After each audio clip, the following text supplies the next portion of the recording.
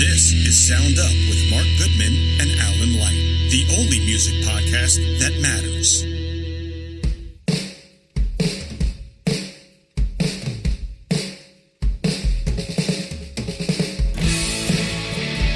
Yeah! Welcome. It's Mark Goodman. And I'm Alan Light. And on this episode of Sound Up, singer-songwriter, producer, and all-around badass Linda Perry joins us for a lengthy conversation about the documentary, Let It Die Here.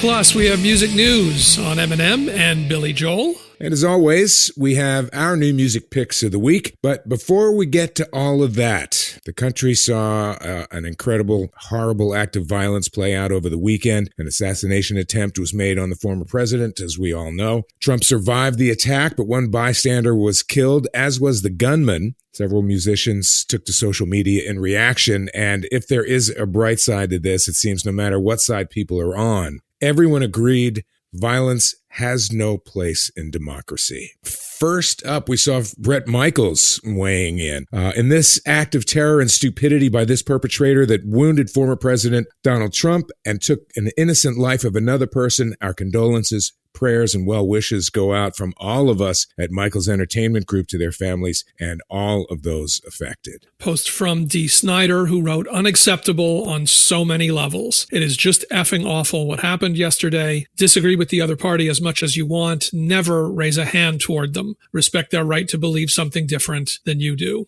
I love this. This is really great the way the people are coming forward. Paul Stanley also tweeted, the shooting of former President Donald Trump is an awful example of the state of our country. Nobody has the right to use violence to further their beliefs. Democracy depends on elections to determine the will of the people. Wishing him a speedy recovery and a prayer for the lives lost. Not surprisingly, Kid Rock weighed in, and in addition to a passionate video in support of Donald Trump, he shared a link on his Twitter account to a President Trump-authorized GoFundMe page dedicated to the victims of the Pennsylvania rally. That effort had raised nearly $900,000 as of Sunday morning. That is great that he made that move.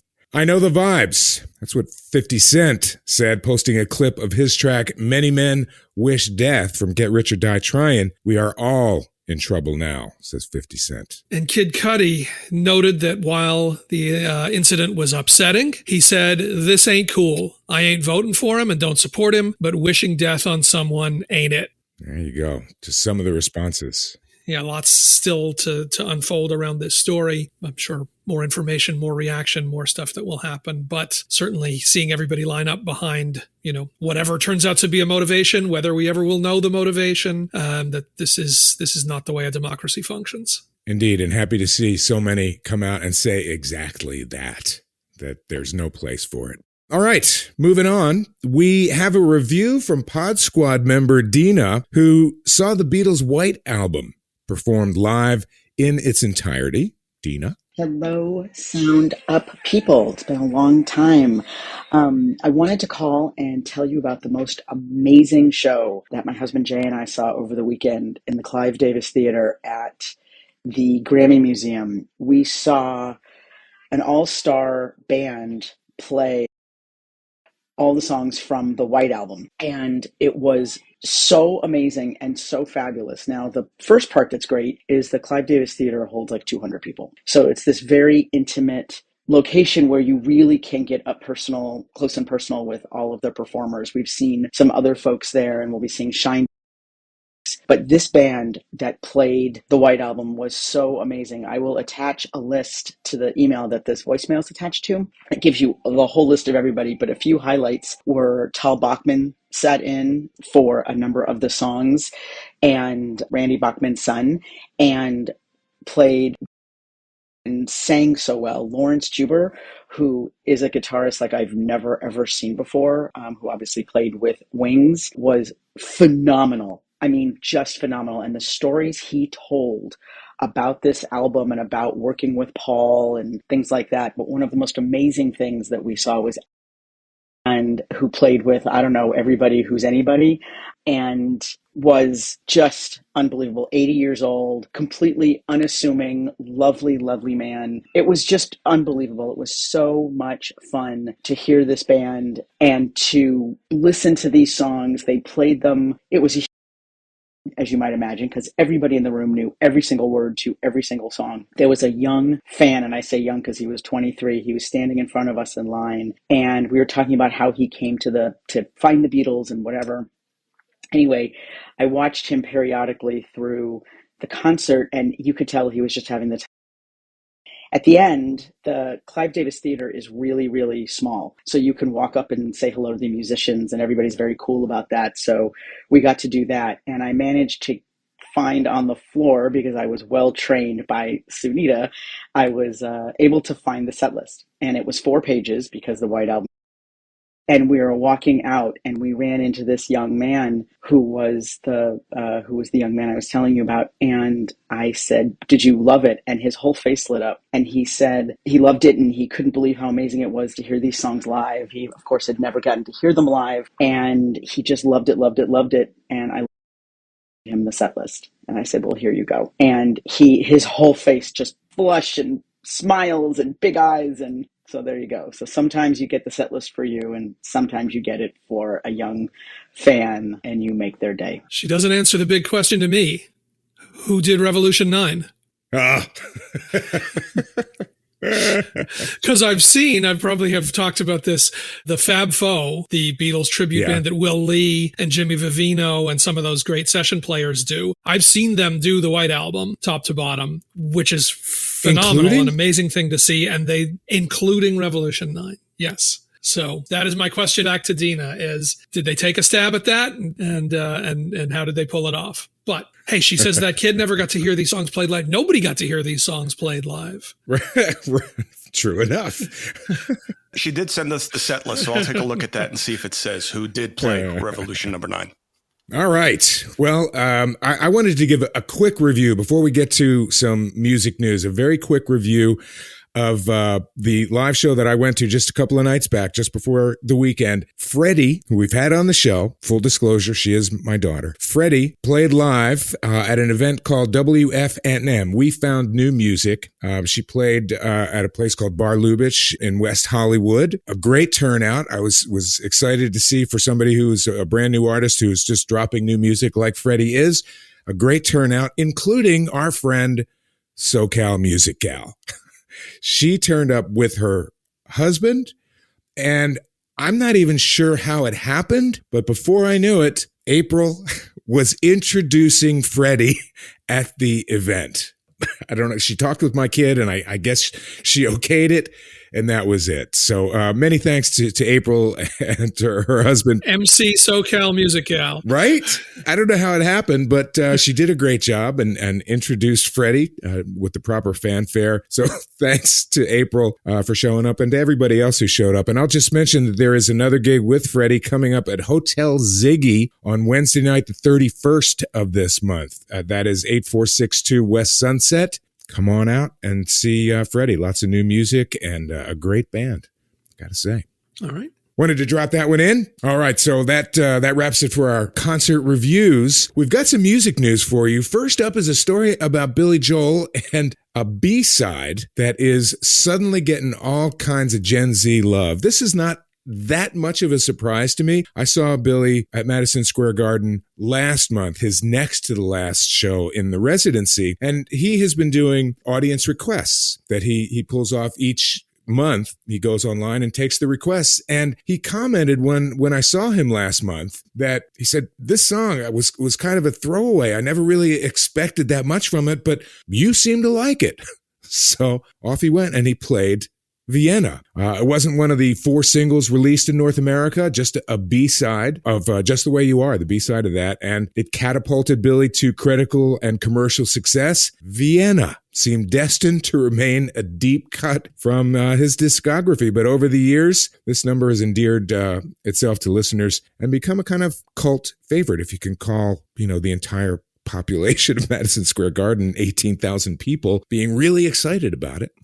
Over the years, it has developed a following, and so Billy has been doing it live and in concert across social media. Young women wax poetic about the decades-old track and their emotional attachment to it. No one understands a woman in her 20s the way Billy Joel did in 1977 when he wrote Vienna, one woman declared on TikTok. Another shared that the song inspired her to embark on a solo adventure to the Austrian capital. More than a few have gotten the song lyrics and other Vienna-inspired imagery tattooed on their body. Per one meme, girlhood is sobbing to Vienna. So despite the fact that it was written nearly 50 years ago, Vienna is resonant and relevant as ever for a generation of young women. Joel, who counts the track among his favorites, has theorized that the song appeal to young women stems from its appearance in a pivotal scene in the 2004 rom-com 13 Going on 30. Oh, I hadn't thought of that. I'm a Billy Joel fan. Mark, you're a Billy Joel fan. And for me, it's one of those songs. Anytime I'd go see Billy Joel, it was Did You Get Vienna? It's almost like it's true.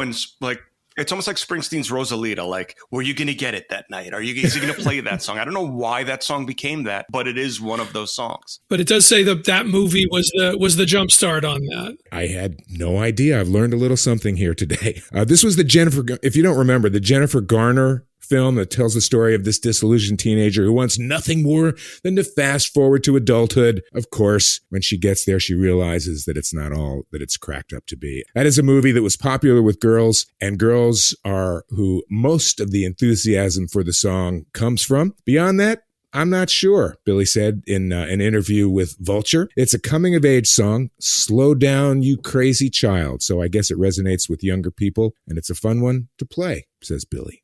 So, how about it? Kind of nuts. As long as he's happy and the kids are happy.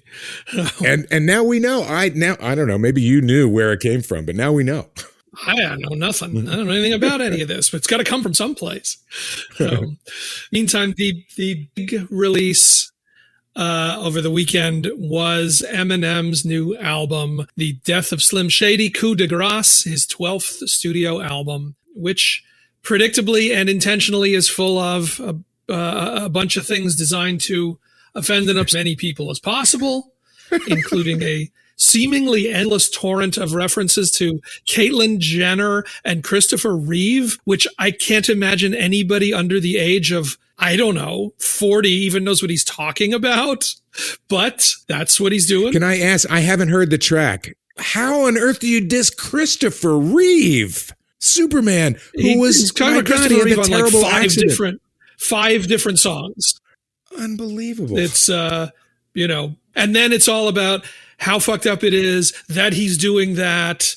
And that's why Slim Shady needs to be done with, because it's no longer, that's the whole construct of the thing. But the references are so ridiculously out of date. There's Ja Rule takes some hits, Kanye, Lizzo. But somebody who does come under catches some heat from Eminem are multiple references to Sean Diddy Combs and the recent sexual assault and misconduct lawsuits and allegations coming against him. In the song Antichrist, Eminem references the video of Combs abusing ex-girlfriend Cassie in a hotel hallway. There's another song called Fuel that talks about those lawsuits and the never-ending claim that Diddy attempted to have Tupac's killer murdered. In a very complicated conspiracy theory. And also on Bad One, he talks about Combs allegedly having an explosive planted in rapper Kid Cudi's car while he was dating Cassie. So at least those are relatively timely insults as opposed to much of what's on this album. So I don't know, maybe we'll talk about the album a little later when we get to some new music, as the latter day Eminem albums tend to be. Wildly technically impressive, weirdly sort of static, and like the whole thing is about the PC police are coming after me and I'm going to be canceled. Like nobody's coming after him. Everybody knows exactly what Eminem does.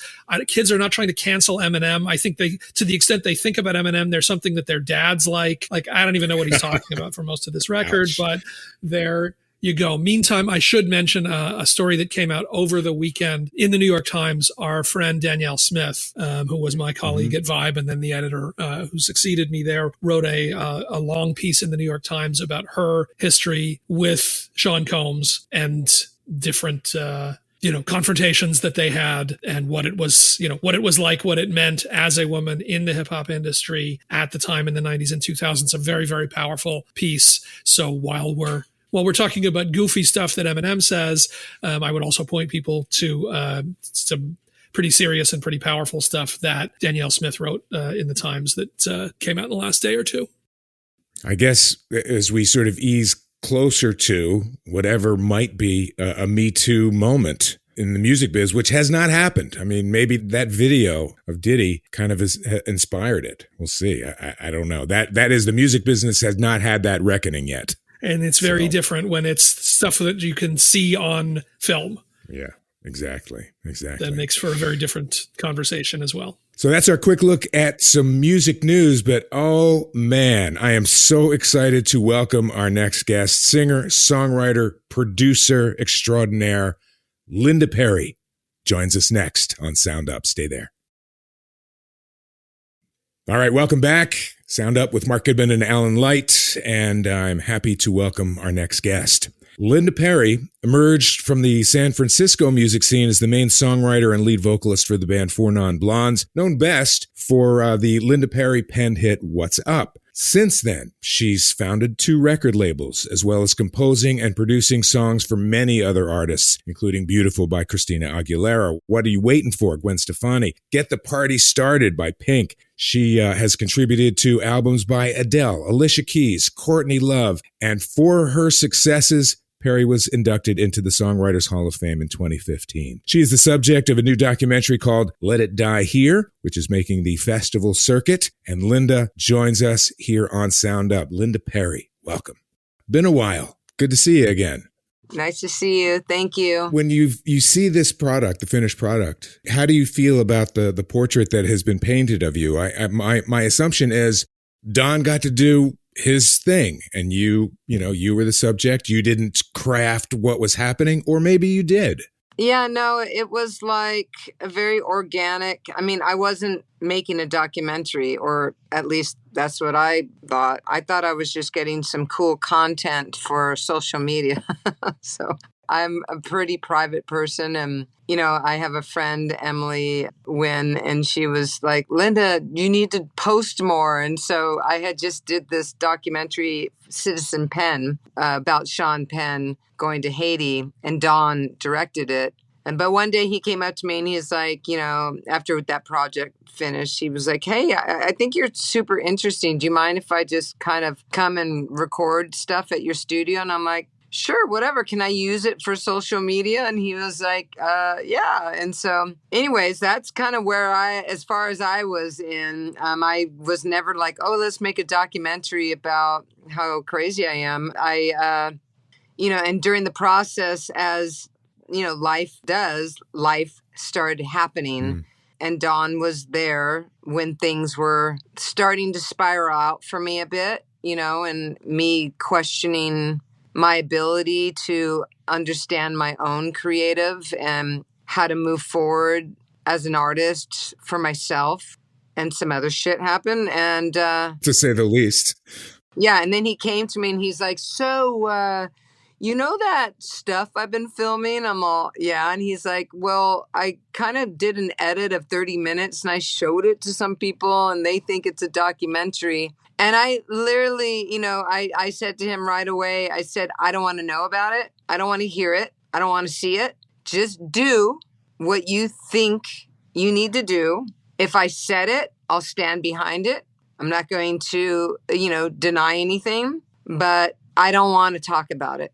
And so that's where we left it. And I said, show me it when you are close to being done. Was that you say you're a private person. This didn't go in with a target on the wall of what you were doing. As you saw the stuff that was happening during this time, and as you saw that the cameras kept running, and as he came to you and said, let's do something with this, was it hard for you to get up over those hurdles and say, yeah, let's go for it?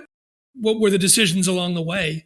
I think it was exactly what I said. I just didn't want to know about it. Alan, like if somebody comes and says, I'm going to make a documentary about you, you can go 2 ways. You can either surrender to it and let life organically take place and see what unfolds, or you can try to control it, make it this, make it that, make yourself look great. It could be a vanity piece or a really emotional, raw, honest one. And obviously, anybody who knows me, I'm always going to go for the raw, emotional version of myself.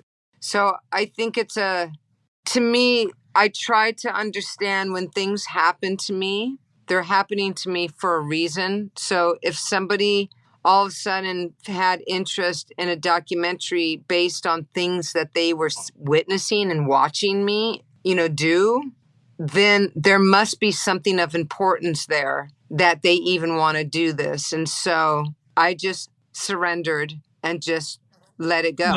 Let it go where it was going to go. Yeah. Have you watched the whole piece? Yeah, I've seen it twice. So Don came to me and, was like, all right, because he kept on trying to send me stuff. And I was like, I don't want to see it. I don't want to know about it. He's like, but Linda, at some point you have to see this. I'm like, I get it, but I don't want to, and finally he was like, okay, I really need you to see it. And the only things I suggested was when, earlier on when he was talking about like, I might have to get some old footage, whatever. I said, listen, whatever you do, don't do any reenactments. Those are bullshit. And, if you need backstory or you need to cover something that happened in the past, use puppets, use animation, use claymation, do something else. But don't just go get stupid old footage, from a, long time ago. Do something creative with that, but no reenactments. So when I saw it and I saw the claymation, I was like, fuck yeah, And then there was, so that was the only thing I said. And then I said, please don't fill it with a bunch of fucking people talking about how great I am. I don't want to make that. Well, there are a few. There's a few people talking about how great you are. There's a few. Some really big people. Well, they're not actually talking about how great I am. They're talking about my process, which is great. Now, listen. Do I want to lose Dolly Parton telling me I'm kind of like Elvis like that? How charming and the swag that I have? No, I do not. But we did get rid of a lot of stuff that was in there that I just thought was pointless and, didn't need to be there. There's one of the historical things in here. There's the sort of turning point, like the superhero origin story. When you're finishing the Four Non Blondes record, everybody's telling you what's up is done and it's great, ready to go. And you say, no, it's not. I hate this. And you kind of sneak back in, re-record it and take over and produce the session and set the mics and do the levels and the mix and all the stuff. And now, you're a producer. You don't get recognized for it on that, but say, okay, this is what I can do moving forward. Where did that come from? How did you know that you could go in and, set the drum mics and handle that side of things when that hadn't been the slot you'd been in? That's the moment where bam, the fireworks go and everything changes. Yeah.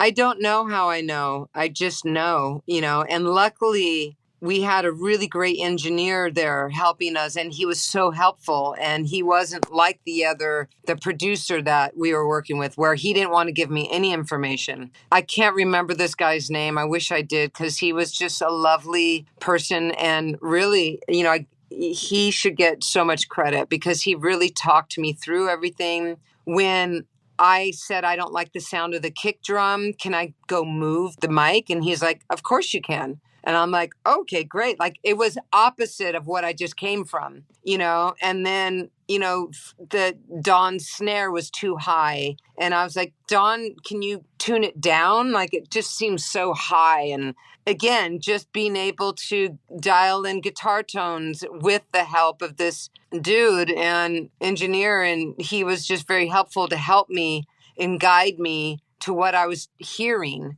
And so, yeah, and listen, was I doing my job as a leader of a band? Yes, I was doing my job as a leader of the band. Was I doing above and beyond the call of duty? Yes, I was. But after that situation and them saying that I can't have production credit, all I said to myself was that's just never going to happen again, and it never did. And I made note, and that was it. Brandi Carlile, one of the people who isn't really raving about you and saying nice things in the movie. Mark, are you being funny? Oh, not me. No. Just a little. Okay, I wouldn't call it raving. I feel like they're talking about things that we experienced together, but it's not like, oh my God, Linda's one of the most geniuses in the, whatever. a fluff piece, should I say. Oh my God. If there is anything that this piece is not, it's fluff, for God's sake. Okay, that's what I'm trying to say. It's not Oh a my fluff God, no. piece, No. you know? But what I was going to say about what Brandy, one of the comments that Brandy made about you in the studio and about more generally about women in the studio is that there's no difference between having a male and a female producer. And that kind of struck me because I feel like not to say that one would be better than the other, but I think absolutely there would be a difference. I think that you're going to produce something in a much different way than somebody with male energy. If you're working with an all-female band or if you're working with a female artist, there's things that you will tune into that a man just isn't able to.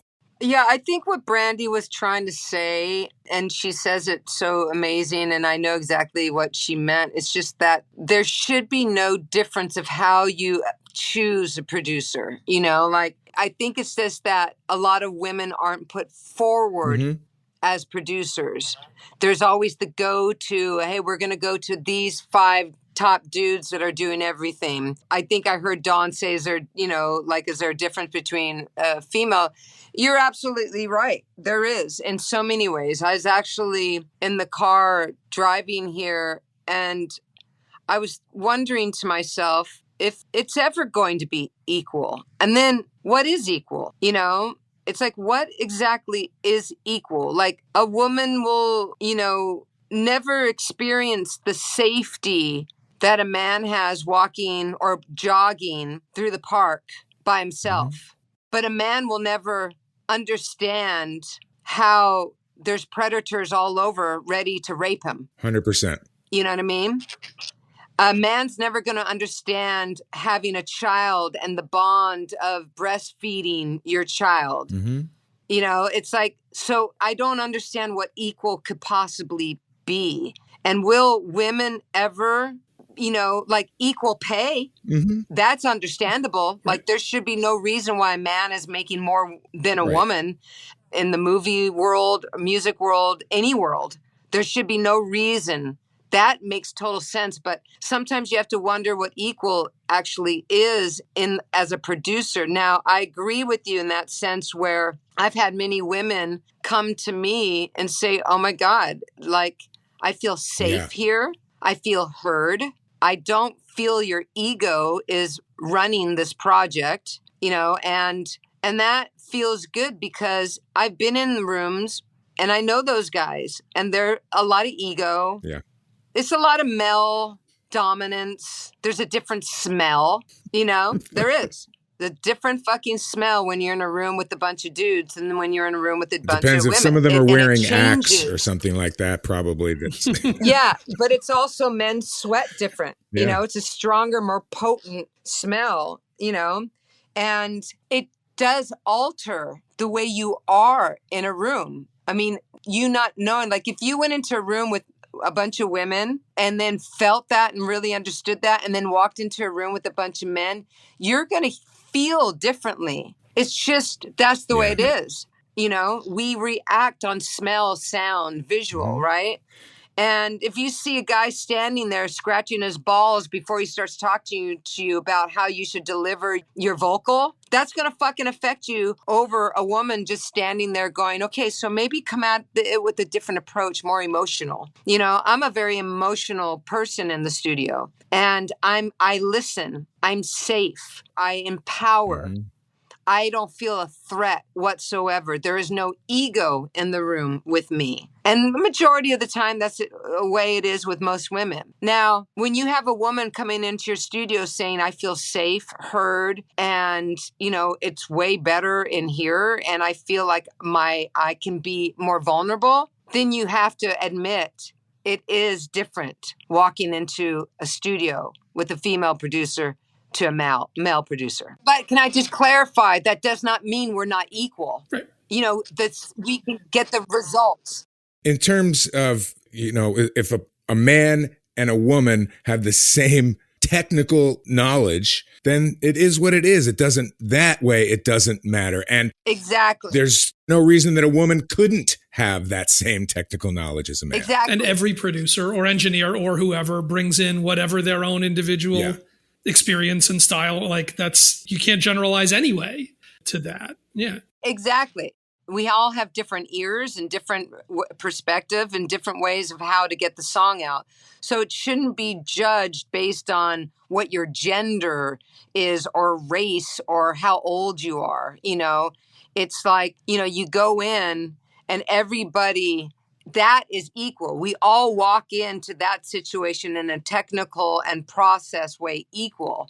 But yeah, I was going to be a little bit different. Yes, of course it is.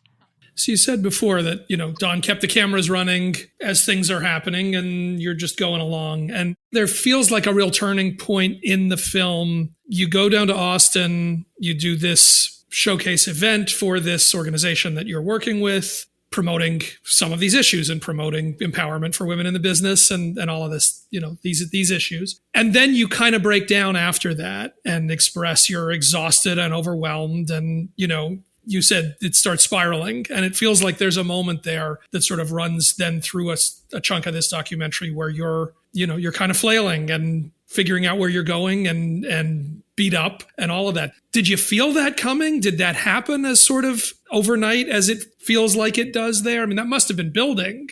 No, I mean, life is just funny, man. It's like, it's interesting that so much happened while a camera was rolling. I find it really interesting. It's like, how did all that happen while a lot of shit happened, big things happened during that point. And again, I trust the universe.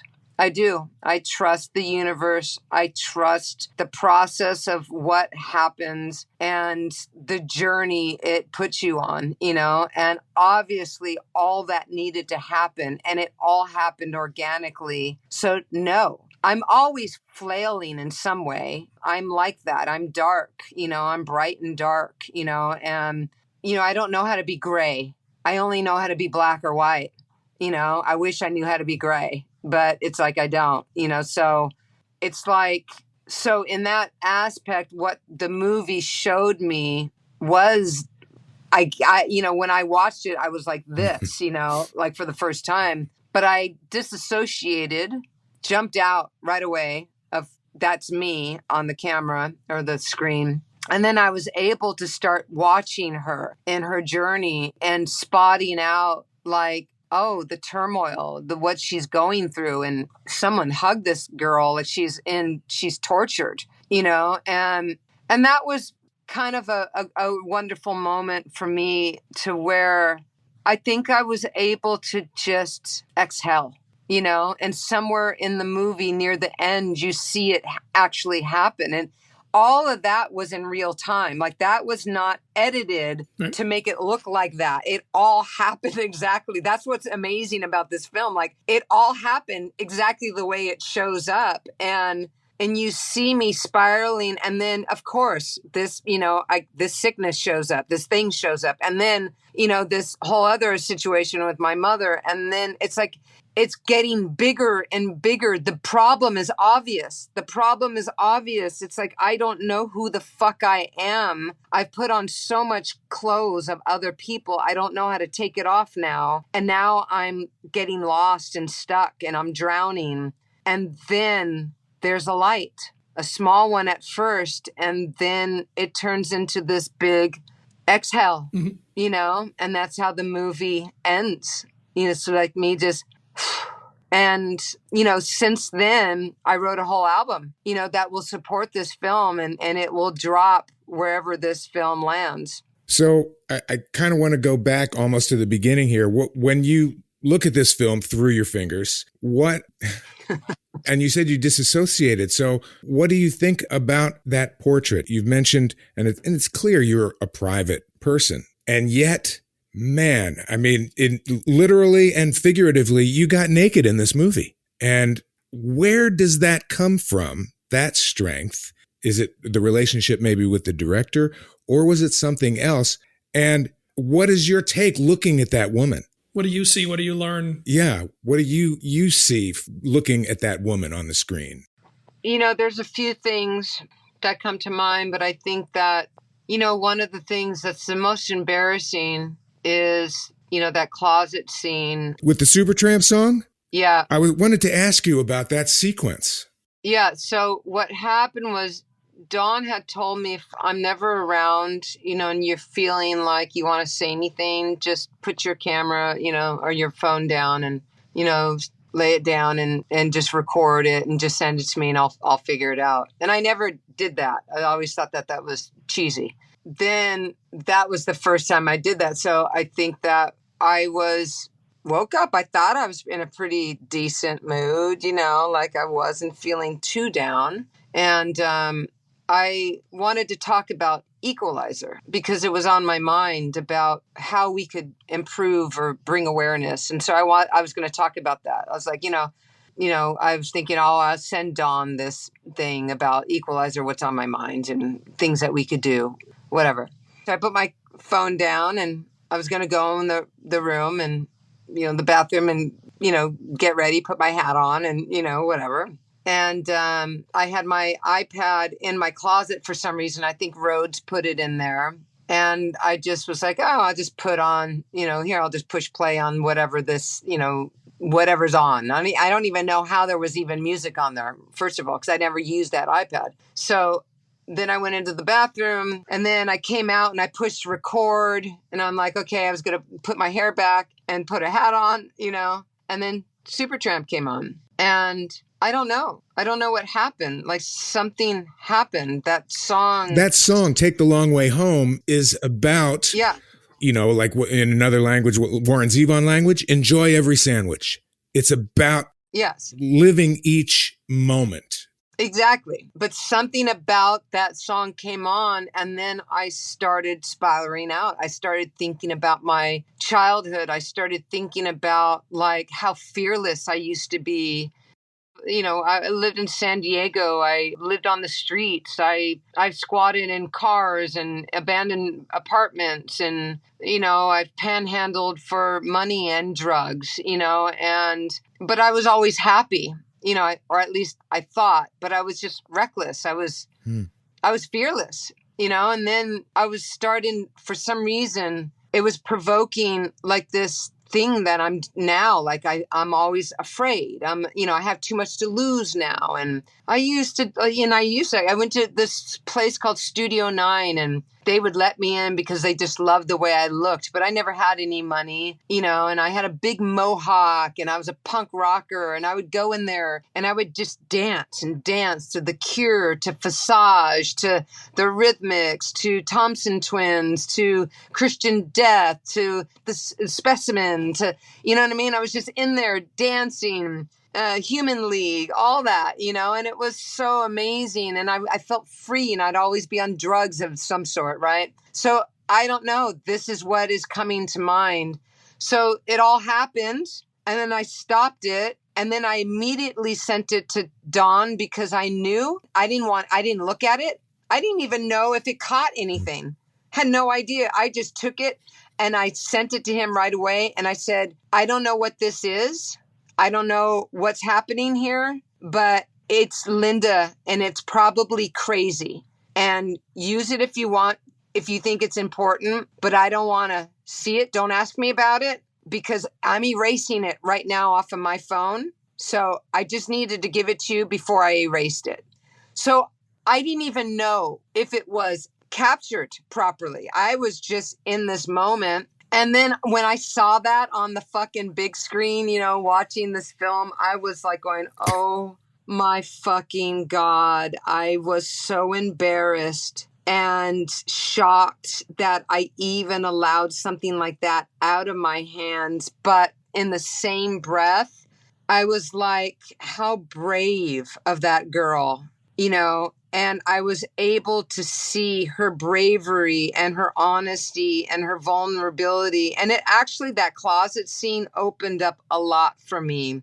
And I was like, you are fearless, dude. You still are reckless and you are so brave. And that's what I got from that. You said that you cut a bunch of stuff, and obviously so much of the focus here is process and present and what's happening as the cameras are rolling. But it is interesting that there's a whole chunk of your history That's what a lot of people think of first, right? The work with Pink and Gwen and Adele and Alicia and the stuff that puts you in the Songwriters Hall of Fame, all of that work. And that's not really here. We get the talk about Beautiful with Christina, almost not because of the success of that song, but because of what that song represents, as a breakthrough song. But all of that other stuff just isn't even addressed. Was that intentional? Is that where you said it starts to feel too much like fluff, too self-serving or whatever? Or did it not even, was that just like, I'm not even thinking about that? That was the only thing I said to Dawn. I just said, I don't want to make a fluff piece. If we're going to do this, then just go for it, man. Don't go digging around. That's why I said, don't go digging around for old footage that highlights how great I am or Four Non Blondes. Let's just be in the moment. And if you need something from the past, do it with animation of some sort, claymation, whatever. I think I even suggested puppets at one point, But that was, for me, a mandatory thing. I don't want to focus on a documentary on how great I am. In fact, go the opposite. If you need to, I'd rather you go the other direction. It's got to be raw. And Don knew that already. I don't think he ever intended to make a fluff piece. I just needed to say it because I didn't want him to, go dig up, those guys and start asking them anything. So I think we were on the same page. And Don saw what the film was about. I didn't. He saw it right away. He knew I was struggling with who I was, who I became, how lost I got. And I was trying to figure out a way back. I just didn't know how to get there. Do you feel like the movie helped you achieve that? Oh, yeah. I think, not the movie, but the stuff that happened in it, But the stuff that happened, you were saying it's almost sort of by happenstance that it happened in front of the camera. What happened would have happened anyway. The fact that there was a camera there, did that change its impact on you? Oh, no.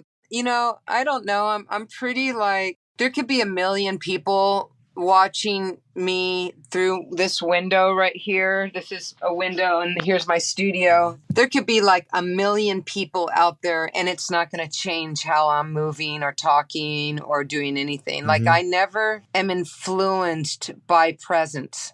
When I would perform, it's great. I feel that energy, but whether there's one person, and that's always been, something that I really liked about me. There could be one person in the audience and I would perform to them exactly the same way as I would if there was 100,000, I'm just an artist. And if I'm not bleeding, I don't think I'm working hard enough. There's two things that were not addressed at all in the movie that I got to wrap with, but I know Alan has one more thing he wanted to ask you. No, I was just going to say, Let Me Die Here just showed at the Tribeca Festival, and I assume we're now waiting to see how the world will get to see it. Yeah, so it did Tribeca.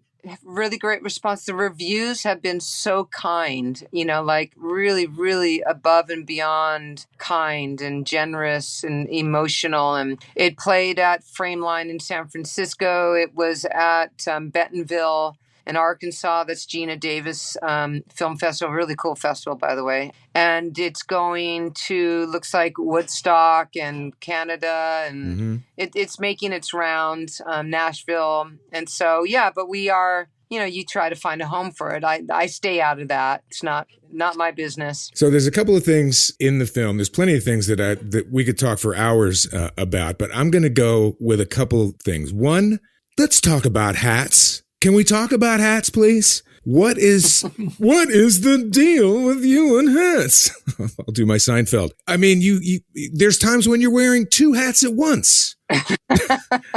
And so I'm following that, and they're cool, and they're so you. I mean, the times that I've met you in person, always different hats, and that was a big thing that came out of the movie. And the other thing, and this is just my weirdness, I'm fascinated with your tattoos. There's stories that are all over you, and that's just a weird thing of mine. Maybe that's another show.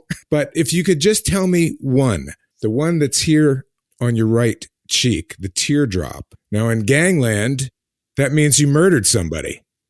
True. If it's filled in, Mark, I murdered someone, but apparently that's how it rolls. So my best friend that's in the movie, Aubin, him and I have been best friends for forever, and we always lived next door to each other. And he was moving to New York, and I was moving to Los Angeles. And we were both so sad. And while I was gone on tour, he had put a tattoo for missing me. You know, he just kind of tattooed it himself. And so when we were partying and moving away from each other, I said, will you tattoo my face, you know, put a tear on mine. So he did a tear with the, you know, the needle, the, you know, Indian ink and just a needle. And so then like, it was like 3 weeks later, he didn't like New York. It wasn't going the way and he was back. And so it was just funny. I'm like, wait a minute, I got this tear, but I love it, you know, and then just, you know, maybe 5 years ago, I got these birds.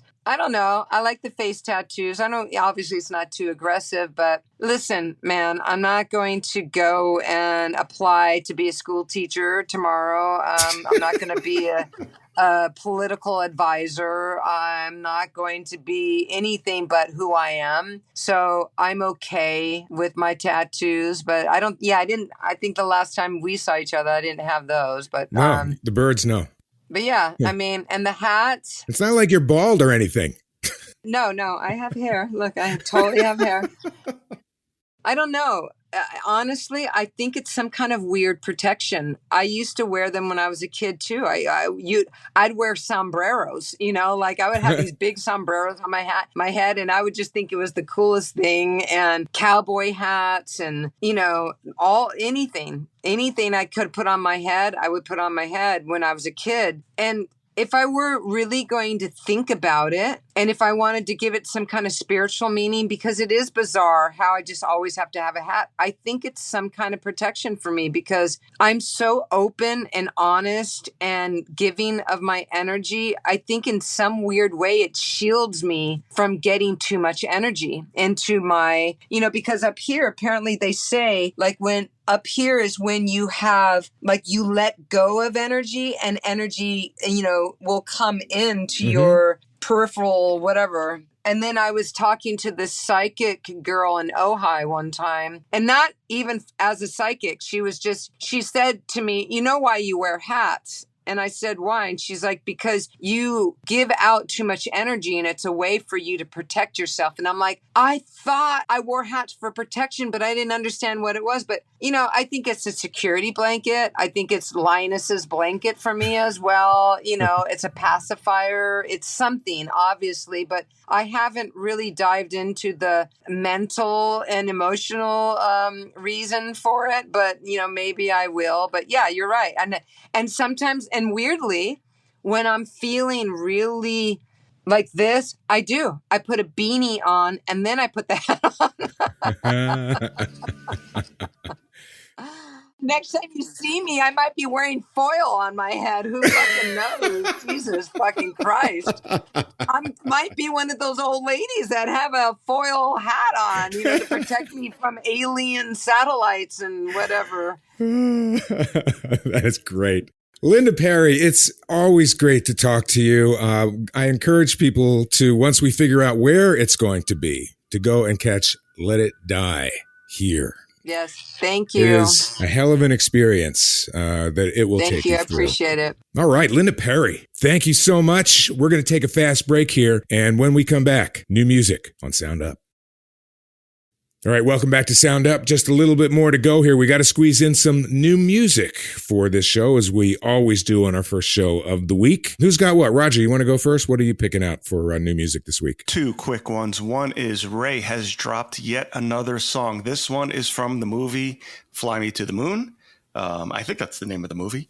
I believe it is. She does the song. She covers Fly Me to the Moon and does a very traditional version with her flair on it, which is really, really cool. I like the song. I don't love it. I love her delivery. Yeah. I find, and I guess maybe because it's a movie, it's a little Disney-esque the way the arrangement is done. But she does do one of those scat breaks in the middle where she follows notes vocally, much like George Benson did all over Breezin'. Right. And I love when she does that. She just kills it when she does that. And it's become like a kind of trademark of hers that she does in songs. And it's really, really cool. You are all in for Raye, man. I am all in. I'm with you, Roger. She's stunning. Everything she does is just amazing. Yeah. And then the second, I couldn't pick a song from the Eminem album because, as he will tell you, it's meant to be heard start to finish, which is, I did a long drive this weekend and listened to the record, and outdated comments and outdated references aside, the concept of him battling himself, Marshall Mathers battling Slim Shady, these two characters going at it is, on one hand, very creative. On one hand, it gives him a license to say whatever the hell he wants and blame it on the other character.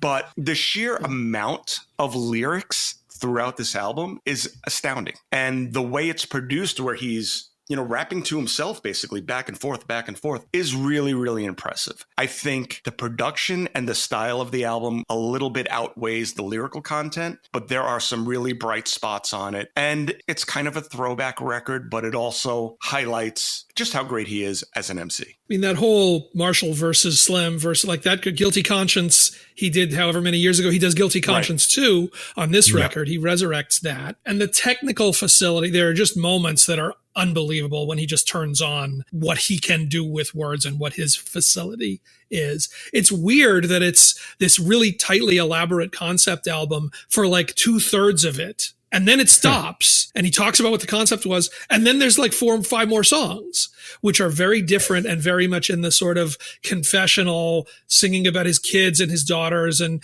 how he fucked up and and it's sort of like the weird whiplash that we were in this whole tightly constructed thing for most of the record, and now we're going to go do this other thing that Eminem does. And I felt a little sad. The last track that he does is sort of a duet with my man Jelly Roll, who's kind of taken the seat of, I'm the guy, was the white rapper who was locked up, who came back from my addictions and who's had this triumphant thing. And basically, he doesn't even sample him. He uses Jelly Roll's song Save Me, which was kind of his breakthrough hit. Jelly Roll sings it, and then M does a thing around that, and then it ends with Jelly Roll singing it. And it almost feels like he's trying to get some of Jelly Roll's shine right now to end on here's this guy who's almost doing my thing better than I am now. Felt a little awkward to me. Like, when he's done that, it's been with Dream On, and it's been with, and sometimes kind of corny, but these big choruses from these classic, this isn't a classic song. It's a hit that just came out, people are still listening to, and felt a little bit like he knows that he's kind of, catching up to the times. And it's the first time it felt like he was jumping on somebody else's cape for a minute. So it blows very hot and cold. I've seen people just hate this album and write, this is a total waste of an hour of your life. I don't think it's there yet. I think that the stuff that's strong is still stuff that nobody else can do. But I don't know, man. And just to say, Marshall, it's Christopher Reeve, not Christopher Reeves. And if you're going to use it 100 times on the album and you don't get the guy's name right, like, I don't even know what to do with that. And there's one part in one of the songs where it's the whole, what was it? The New Heart ending. It's the dream within a dream where he just wakes up and it's like, oh my God. Well, I mean, you guys both are big fans of Eminem. So explain to me, is this like one of these sort of cathartic career change moments? Is he emerging out of this album as, Slim Shady's dead and I'm moving on? And that's the question. It's left as a very open question because that seems to happen.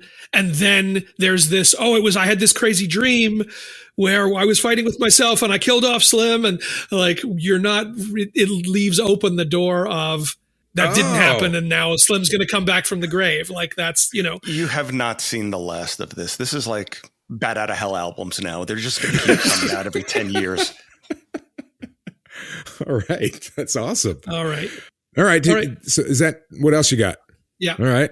Alan. So I'll jump off of that. Speaking of alter egos and characters and everything else, we got a new album on Friday from Sturgill Simpson, who had retired himself previously. He announced his retirement. Then he did these 2 sort of bluegrass records, but was like, well, those don't really count because those are me doing my old material just in a different style. Stuff, yeah. And then he did this kind of little song cycle thing, The Ballad of Dude and Juanita.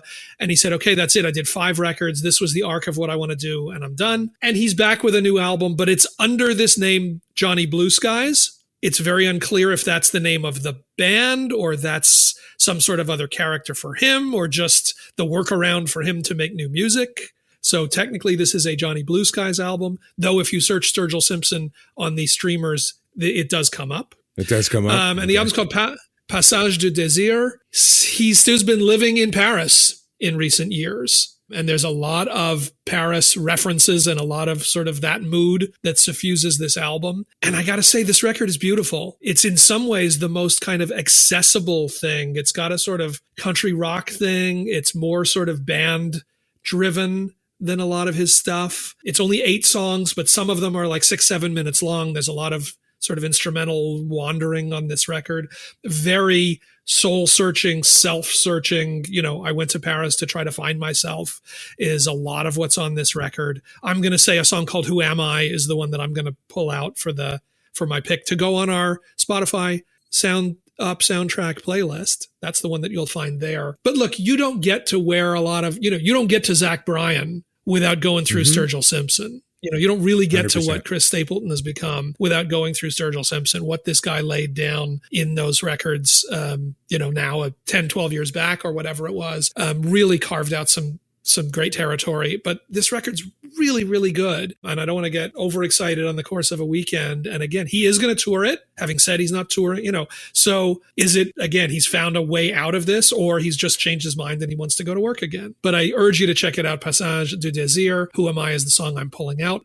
In a, not the same sort of vein, but a singer, Mark, I would think that you would be a fan of. Laura Marling. I am. Announced a new album and put out a new song. The song Patterns came out on Friday. And she was part of that first. She was part of the sort of Mumford & Sons, that kind of folk revival movement. She actually went out with Marcus Mumford before he ended up with Carey Mulligan. But I guess it's been a few years since Laura's made new music. She's a new mom. And from interviews I've seen, a lot of the album is about that, about her new motherhood and adjusting to that.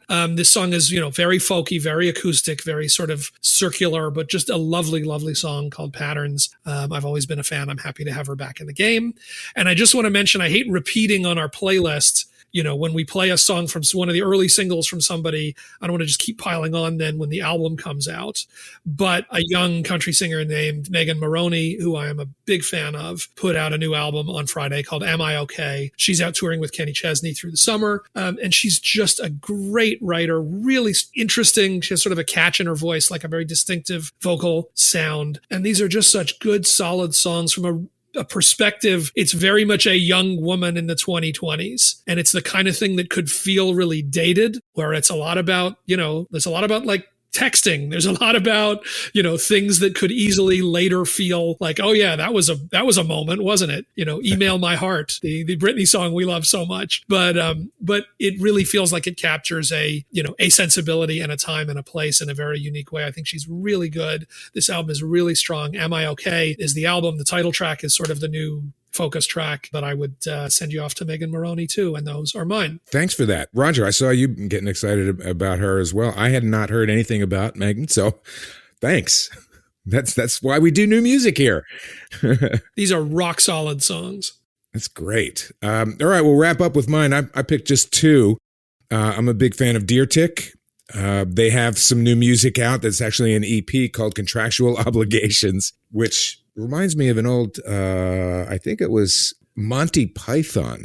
Monty Python. who did an album called The Contractual Obligations Record because they had a contractual obligation to do a record before they got off the label. That's not exactly what's going on here. This is 8 songs that were recorded during the sessions for their last album, Emotional Contracts. This EP is coming out on Friday. And they say sometimes when you make a record, you have to make a few cuts. With 2023's Emotional Contracts, we were quite happy with all the material that ended up on the cutting room floor. So we swept it all up and compiled it into this EP titled Contractual Obligations. And as I say, out on Friday. The tune, Big Black Hearse. It's a laugh riot, this one. It's actually a great song, and I'm looking forward to the rest of these. I haven't heard these other tracks that were left off this last record. Really cool. Also, I want to shout out Remi Wolf with something new. Big Ideas is her new one, and she says it is her mid-20s coming-of-age album. It documents, she says, all my wild nights, situationships, jet-lagged high highs, low lows, and evolving thoughts on my identity and purpose in this world. All the big ideas. That's what she says about this. Also, it sounds sick AF and was very fun to make.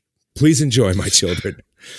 So, Remi Wolf, Big Ideas is the new one. Soup is the song that you're going to find on our Spotify playlist. Please do head over there and check out our playlist. You can go to sounduppod.com and find out how you can be a part of our live Sound Up, Sound Off podcast taping. You can email us at connect@sounduppod.com. And email us with whatever thoughts, questions, reviews. You heard the review we played from Dina earlier in the show. Send us your audio messages with questions, reports, whatever you would want the world to know or to hear about. Definitely tell us about any shows that you go to, and we will share those with the world. And don't forget to give us a 5-star rating over there on whatever platform you listen to Sound Up on. We will catch you next time on Sound Up. Sound Up is hosted by Mark Goodman and Alan Light, produced by Roger Coletti, distributed by Revolver Podcasts. Get Sound Up on Pandora Podcasts, Spotify, Apple Podcasts, or wherever you get your podcasts. To be a part of the show, email us at connect@sounduppod.com. Sound Up theme music is by Smile from Tokyo. We'll see you next time right here on Sound Up with Mark Goodman and Alan Light.